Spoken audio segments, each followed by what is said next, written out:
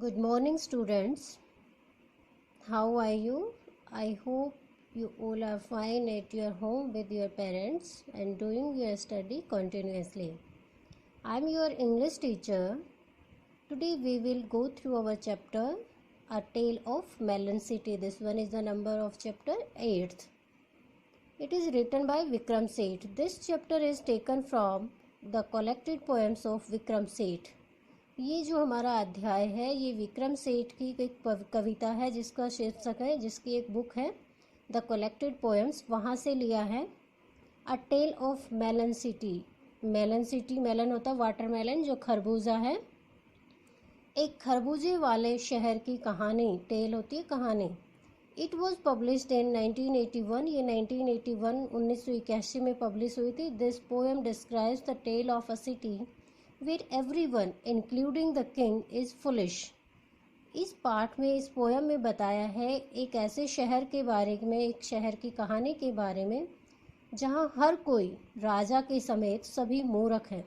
The king wanted to hang a person for constructing an ark too low।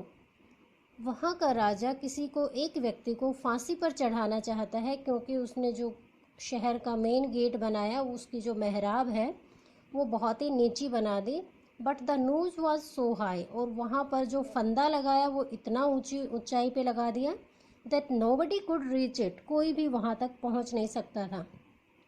Only the king was tall, केवल राजा ही ऐसा था जो इतना लंबा था, जो उस हुक तक पहुँच सकता था, फांसी के फंदे तक पहुँच सकता था।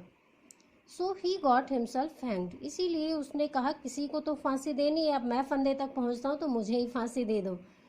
Then the foolish people of the city proclaimed a melon to be their king। फिर उन पागल लोगों ने, उन मूर्ख लोगों ने शहर में ये मुनादी करा दी कि आज से हमारा जो अगला राजा है वो कौन होगा, मेलन, एक खरबूजे को अगला राजा बनाया जाएगा।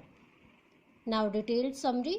Once a foolish king ruled a city। एक बार एक मूर्ख राजा राज्य करता था किसी शहर पर।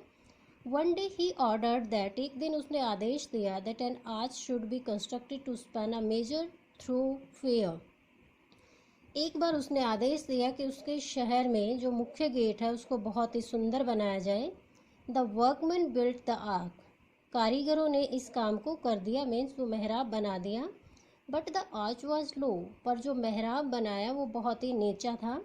When the king rode under the arch his crown struck against it, जब राजा अपने घुड़सवारी के लिए निकला तो उसने जो सर पे ताज पहना था वो उस मेहराब से टकरा गया।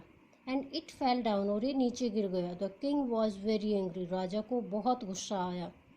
ही ordered that the chief builder should be hanged, उसने आदेश दिया कि जो मुख्य कारीगर था उसको फांसी पर लटकाया जाए। द रोप एंड द गैलो वर अरेंज्ड, रस्सी और फांसी का फंदा तैयार किया गया। When the chief of the builders was brought, जब उस मुख्य कारीगर को लाया गया।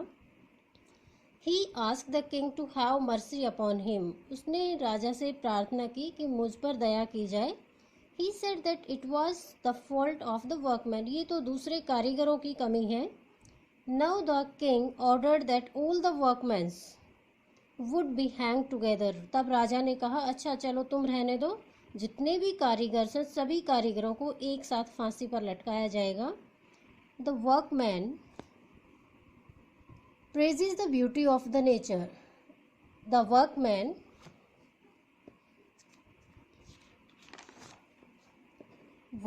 Told the king that it was not their fault, उन कारीगरों ने बताया कि ये उनकी कमी, उनका फॉल्ट दोष नहीं है। The brick were made of the wrong size, ये तो ईंटों की गलती है कि वो गलत साइज की बनाई गई। नाउ द किंग समबन्ड द मैशन, तब उस मजदूर को, उसको बुलाया गया जिसने ईंटें बनाई थी। दे केम क्विवरिंग, वो कांपता हुआ वहाँ पर आया, वो मजदूर बेचारा जो ईंट बनाने वाला था, ब्रिक मेकर था। दे टोल्ड द किंग, उन्होंने राजा से बताया that it was the fault of the architect, उसने कहा ये तो जिसने जो नक्शा बनाया था, जो नक्शा नवीस था, उसकी कमी है। When the architect was called, जब वो नक्शा नवीस वहाँ पर बुलाया गया।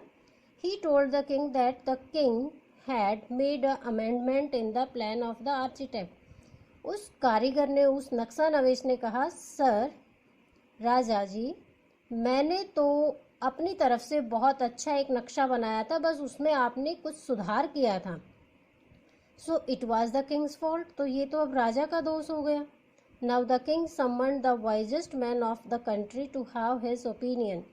अब राजा ने उस शहर का जो सबसे बुद्धिमान व्यक्ति था उसके पास कॉल किया, उसके पास उसको बुलावा भेजा और उसकी राय जानी। The wise man said that the arch hanged the crown bank the crown. उसने कहा, अरे ये तो जो मेहराब है उसने राजा के ताज को छुआ है, उसने ताज को गिराया है। So the arch was the culprit, इसलिए दोषी कौन हुई? वो मेहराब।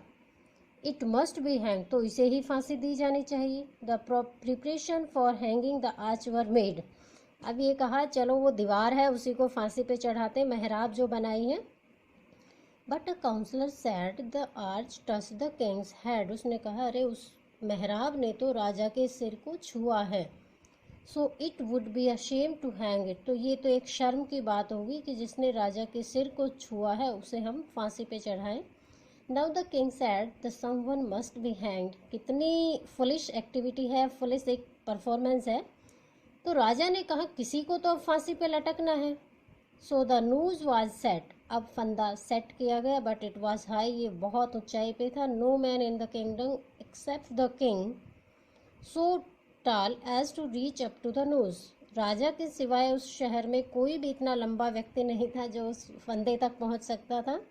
Therefore the king ordered that he should be hanged। अब राजा ने कहा चलो और कोई नहीं है तो अब राजा ही लटकाया जाएगा। After the king's death, the ministers pondered। राजा की मृत्यु के बाद उसके सेवकों ने सोचा as to who should be the next king। अब अगला राजा कौन होगा? It was a custom that the next to pass the city gate would choose the ruler of the state। और एक ये कस्टम, ये रिवाज बनाई गई, एक रिवाज था कि उस दरवाजे से, उस शहर के मेन दरवाजे से आगे अगला जो भी व्यक्ति होगा जो वहाँ से गुजरेगा, पहला व्यक्ति जो राजा की डेथ के बाद वहाँ से गुजरेगा वही अगला राजा घोषित कर दिया जाएगा। Just then an idiot passed by the gate. तभी एक बहुत मूर्ख वहाँ से गुजरता है, बेवकूफ़ व्यक्ति वहाँ से गुजरता है। The minister asked him to name the next king. मंत्रियों ने उस व्यक्ति से पूछा कि अगले राजा का नाम बताया जाए। The idiot replied that a melon should be the king. उसने कहा एक खरबूजा राजा होना चाहिए। So a melon was brought, तभी उसे खरबूजा लाया गया and crowned as the king of that country. और उस खरबूजे को ही उस जगह का, उस देश का राजा बना दिया गया। I hope you get the humorous situation and the message of the story। The king of foolish, कितने मूर्ख लोग हैं। राजा था वो भी उनका वैसा ही था। इसको क्या कहते हैं?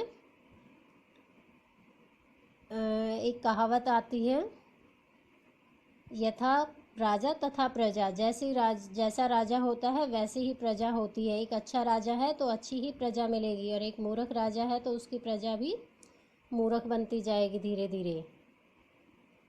Thanks a lot. Go through your chapter from your reader book. Thanks a lot.